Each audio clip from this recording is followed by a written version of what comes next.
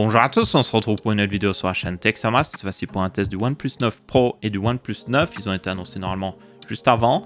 Et du coup, dans cette vidéo, je vous propose de répondre à la simple question, est-ce qu'ils sont intéressants et lequel des deux est le plus intéressant? Comme d'habitude, vous aurez une table des matières dans la description ainsi que sur la barre de lecture.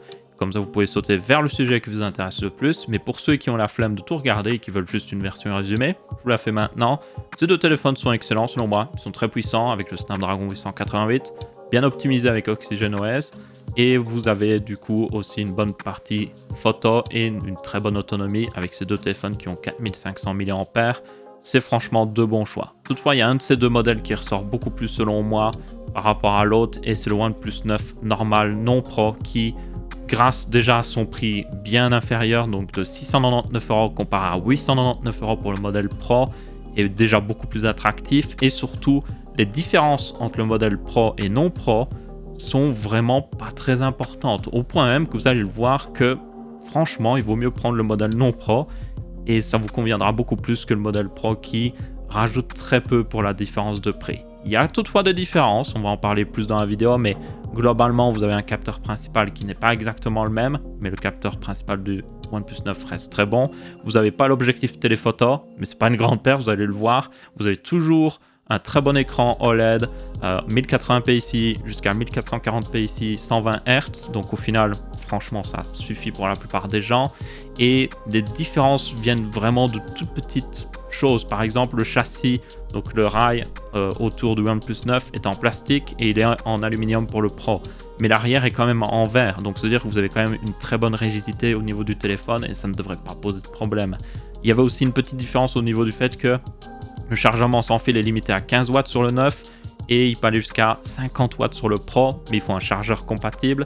Mais vous pouvez quand même le recharger en 65 watts avec le chargeur inclus. Donc au final, quand vous regardez tout ça, vous prenez juste le OnePlus 9 si vous êtes intéressé évidemment par ce qu'il propose. Mais le Pro, c'est vraiment pour ceux qui veulent plus, mais pas beaucoup plus. Maintenant, parlons un peu plus en détail, notamment des spécifications de ces deux téléphones. Le OnePlus 9 est équipé d'un écran OLED 120 Hz 1080p en 29e de 6,55 pouces. Il a un Snapdragon 888 avec 8 ou 12 Go de LPDDR5, 128 ou 256 Go de stockage en UFS 3.1. Il a une batterie double cellule de 4500 mAh qui peut être rechargée à 65 watts et 15 watts en sans fil. Et au niveau photo, il a un capteur principal de 48 mégapixels, un capteur grand angle de 50 mégapixels et un capteur monochrome de 2 mégapixels, ainsi qu'évidemment un capteur frontal avec un trou dans l'écran qui vous permet de faire des selfies. Et au niveau connectivité, il supporte la 5G évidemment avec aussi le support de Wi-Fi 6. Et tout ça sur OxygenOS basé sur Android 11. Le OnePlus 9 Pro, lui, a un écran toujours OLED, mais ici en QHD+, donc c'est du 1440p mais plus haut, qui peut monter de 1 à 120 Hz, donc c'est un écran LTPO qui peut varier, et une diagonale de 6,7 pouces d'ailleurs, et peut monter jusqu'à une luminosité maximum de 1300 nits. La courbure d'ailleurs du OnePlus 9 Pro a été diminuée par rapport au OnePlus 8 Pro, mais il y a toujours une légère courbe sur le côté de l'écran, et qui est beaucoup plus raisonnable maintenant. Tout comme le OnePlus 9, il est aussi équipé d'un Snapdragon 888 avec 8 ou 12 Go de LPDDR5 et aussi évidemment du stockage de 128 Go à 256 Go en UFS 3.1. Au niveau capteur photo, il a un capteur de 48 mégapixels qui est différent de celui du OnePlus 9. Il a par contre le même grand angle de 50 mégapixels, un téléphoto de 8 mégapixels et toujours le même capteur monochrome de 2 mégapixels. Et pour la caméra selfie à l'avant, c'est exactement le même que le OnePlus 9 avec un trou évidemment dans l'écran. Au niveau de la batterie, il a la même batterie double cellule que le OnePlus 9 de 4500 mAh avec toujours le chargement 65 watts en filaire, mais par contre il peut monter jusqu'à du chargement sans fil à 50 watts. Et niveau connectivité, il a toujours le Wi-Fi 6 et évidemment la 5G est toujours basée sur OxygenOS sur Android 11. Au niveau des modèles disponibles, ils commenceront à 699 € pour le OnePlus 9 et 899 € pour le Pro et vous devrez rajouter 100 € si vous voulez plus de stockage pour les deux et plus de RAM aussi. Et ils seront disponibles en modèle brillant pour les deux, mais d'une couleur différente, avec deux modèles mat également, avec aussi d'ailleurs un modèle mat black pour ceux qui veulent quelque chose qui passe partout. Maintenant, si on se concentre un peu plus sur la construction et le placement de certaines choses, elle est très bonne sur les deux téléphones, même si le OnePlus 9 utilise un rail en plastique, comme j'ai dit. Déjà, si vous mettez une protection, vous ne le verrez pas la plupart du temps. Et surtout, la rigidité reste très bonne grâce au fait qu'il y a un arrière en verre derrière. Et Au niveau du reste, honnêtement, ils sont assez similaires. Le module photo, comme vous pouvez voir, est exactement au même endroit. Vous avez les boutons au même endroit. Le slider OnePlus, très connu pour mettre le téléphone en silencieux, exactement au même endroit. Très pratique ça. Vous avez le bouton power ici. Vous avez les boutons de volume de l'autre côté. Même chose pour le Pro. Vous avez le port USB type C en bas, pas de jack évidemment, ainsi que la sortie speaker en bas. Mais vous avez du dual speaker avec le speaker en bas et celui en haut pour ceux qui se demandent. Et évidemment, la caméra selfie qui est en haut à gauche pour les deux téléphones. Et c'est exactement la même. Donc, yep, très similaire au niveau construction et qualité. Maintenant, le seul truc que je trouvais assez étrange avec la construction de ces deux téléphones, c'était le placement du capteur d'empreinte qui est très bas au niveau de l'écran. Comme vous pouvez voir, il est tout en bas. Ce qui peut être pratique pour certaines personnes, mais honnêtement, quand vous tenez le téléphone comme ça, c'est beaucoup plus simple d'accéder à un capteur qui est juste ici. Vous pouvez voir que c'est naturel pour le pouce de se mettre là, alors que là, vous devez vraiment forcer sur votre pouce pour aller chercher le capteur beaucoup plus bas. Ce qui est un petit peu étrange. Ça amène d'ailleurs à la partie logicielle, parce qu'il y a un autre truc assez étrange au niveau choix. Donc si vous maintenez avec votre pouce sur l'écran et que vous allez dans les paramètres du launcher, par défaut, vous avez quelque chose que j'ai rechangé parce que selon moi, c'était pas très pratique. Vous avez une option pour balayer vers le bas pour accéder à quelque chose. Et par défaut, c'est réglé sur le shelf de OnePlus qui est, pour information, une sorte de Google Home, un truc d'information avec des articles, peut-être aussi la météo, si vous avez fait du sport et tout ça. Et par défaut, c'est accessible quand vous slidez vers le bas. Donc, quand vous utilisez votre téléphone, vous slidez vers le bas et vous retrouvez sur cet écran-là qui peut être pratique, mais qui n'est pas aussi pratique qu'un autre écran qui vous permet d'avoir les notifications. Et pour cela, par défaut, vous devez slider depuis tout en haut pour avoir les notifications. Donc c'est un drôle de choix et ça renforce le fait que, comme je dis, le capteur est un drôle d'endroit. Et en plus, après, quand vous voulez accéder aux notifications dans le téléphone, mais vous ne pouvez pas y accéder avec une main. Ou alors, il faut genre faire descendre le téléphone tout en bas de votre main et puis juste accéder aux notifications. Donc un petit peu étrange pendant que Google s'active. Et yep, allez le régler directement pour le mettre vers les notifications. Donc là, je l'ai remis en mode notification et vous voyez que peu importe où je slide vers le bas, j'ai une notification. Donc ça, c'était un seul truc vraiment bizarre que j'ai trouvé. Maintenant, pour le reste, OxygenOS reste excellent. Donc il est basé ici sur Android 11, évidemment, ça semble logique. Il est toujours très épuré, très rapide, très bonnes animations. Avec le Snapdragon 888 ici, c'est juste un plaisir à utiliser. Vous pouvez monter jusqu'à du 120 Hz, comme j'ai dit, sur les deux téléphones. Il y en a un qui peut par contre aller en 1440p. C'est clairement l'une des meilleures versions d'Android qui existent, faite par un constructeur. Il y en a d'autres qui sont très proches toutefois, et OnePlus commence à avoir pas mal de concurrence de la part de même d'autres marques qui viennent de Chine, donc ils doivent commencer à faire attention selon moi. Ils ont aussi d'ailleurs toujours l'avantage d'avoir les mises à jour dans la durée, qui des fois peuvent prendre un petit peu plus de temps sur certains téléphones, surtout s'ils sont un peu plus vieux, mais vous aurez la garantie d'avoir au moins Android 12, Android 13 et même certainement Android 14 sur ce téléphone. Donc ça, c'est plutôt cool à avoir, et aussi certainement des mises à jour de sécurité pour un petit peu plus longtemps. Maintenant, forcément, vu qu'on parle d'OS, on doit parler un petit peu de performance. Comme j'ai dit, le Snapdragon 888 est juste excellent. C'est un monstre de puissance. Pour l'illustrer, évidemment, le mieux c'est de lancer un jeu, et forcément, je vais lancer Minecraft, parce que pourquoi j'aurais lancé un autre jeu? Est-ce qu'il y a d'autres jeux qui existent sur mobile de toute manière à la part Minecraft? Plus sérieusement, c'est pour moi un bon benchmark parce que c'est très facile de faire tourner Minecraft sur téléphone, mais c'est très difficile de le faire tourner bien. Et quand je dis bien, c'est très bien. Donc là, il tourne avec 24 tronçons d'affichage, c'est 24 chunks, c'est plus que la version PC par défaut, par information. Et la grosse différence que j'ai vue par rapport à d'autres téléphones qui avaient par exemple des Snapdragon 865+, c'est que, bon déjà vous avez un très bon FPS, ça monte jusqu'à 60 FPS, le jeu est limité à 60 FPS pour information pour le moment en tout cas, et surtout la grosse différence par rapport au 865+, c'est quand vous avancez dans des chunks non chargés, le téléphone ne ralentit pas. Il faut savoir que Minecraft est très dépendant du CPU, c'est pas juste le GPU qui est utilisé pour faire tourner le jeu, il y a une grosse partie de CPU qui est obligée d'être utilisée pour générer le monde et gérer tout ce qui se passe dans ce monde. Et je peux vous le garantir, avec une telle distance de vue, la plupart du temps sur la plupart des téléphones, et même avec le 865, j'ai testé sur plusieurs téléphones, quand vous avancez à pleine vitesse comme ça, en mode créatif, vous le sentez. Il y a des micro-lags et vous n'avancez pas forcément à la vitesse que vous devriez avancer parce que le jeu a du mal à générer les chunks. Avec le Snapdragon 888, j'ai eu aucun problème. Et c'est la première fois que je vois ça franchement sur un téléphone, sans diminuer la distance de rendu. Et c'est vraiment génial. Donc, yep, pour n'importe quel jeu, c'est le meilleur processeur qui existe à l'heure actuelle. Vous ne trouverez pas mieux. Et ici, avec l'optimisation de OnePlus et le refroidissement, normalement, bon, je ne peux pas vous le montrer, mais vous avez un assez bon système de refroidissement inclus. Certainement, on pourra le voir dans la vidéo de démontage du téléphone de Jerry Rig Everything, si vous êtes intéressé. Mais il est bien refroidi, il dure au niveau puissance dans le temps, et il pourra faire tourner n'importe quel jeu sans aucun problème. Je veux dire, c'est un Snapdragon 888. Qu'est-ce que vous attendez? Maintenant, forcément, avec un Snapdragon 888, vous avez beaucoup de puissance qui peut être utilisée aussi pour le traitement photo. Donc, on en arrive à la caméra.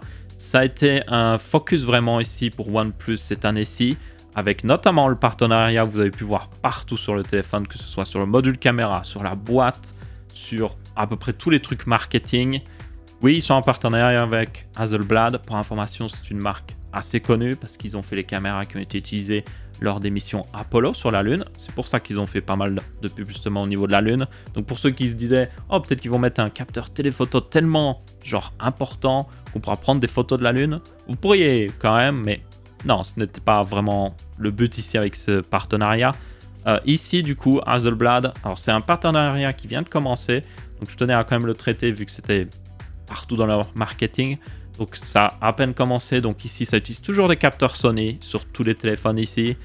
Vous avez toujours des optiques comme à peu près n'importe quel autre justement téléphone. Donc Hasselblad a apporté surtout son expérience au niveau du traitement photo sur ces justement OnePlus 9. Donc il faudra voir dans le futur s'ils apportent plus, mais en attendant c'est surtout sur ça.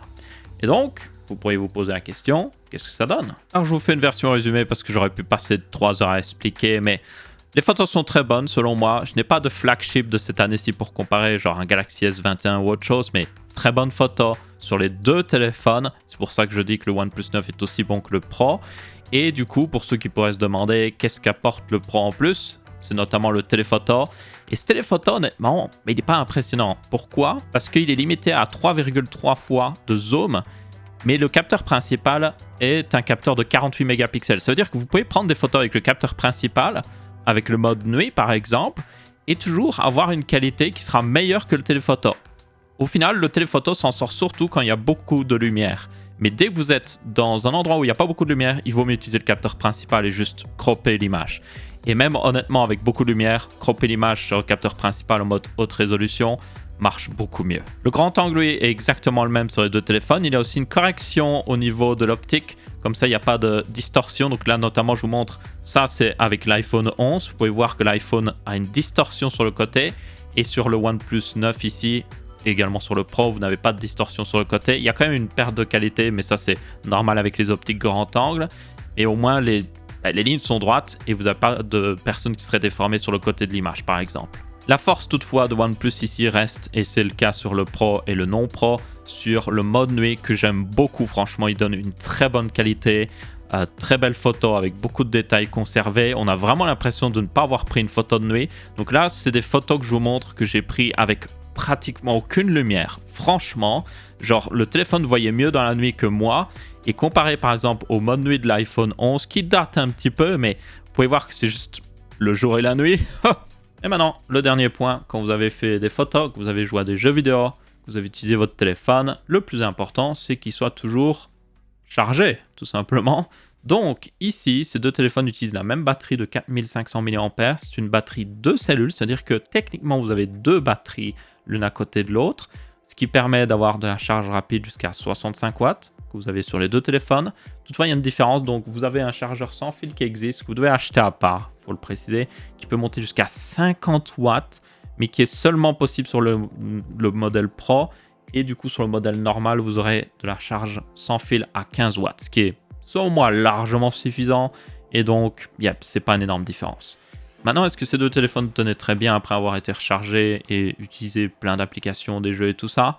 Pour moi, il tenait très bien. Après, j'aime pas trop les tests de batterie que vous avez dans la plupart des reviews comme ça, où ils disent « Oui, je l'ai utilisé pendant une semaine et j'avais à peu près 7 à 8 heures de screen on time par jour. » Et c'est pas très scientifique tout ça, donc Si vous voulez un vrai bon test de batterie, vous avez des chaînes qui mettent littéralement tous les téléphones l'un à côté de l'autre. Ils font exactement la même chose sur chaque téléphone et puis ils vous disent « Ok, celui-là, il a duré autant de temps, celui-là, il a duré autant de temps. » Je vous invite à regarder plutôt une vidéo comme ça, de quelqu'un qui prend le temps de faire ça et qui a d'autres flagships similaires pour vraiment comparer la batterie et voir ce qu'elle donne. Mais pour moi, dans mon utilisation, elle tenait sans aucun problème pendant toute une journée, assez chargée, et ça, c'est plutôt une bonne chose. Et avec le chargement 65 watts, honnêtement, vous rechargez tellement vite que ça ne pose même pas un problème.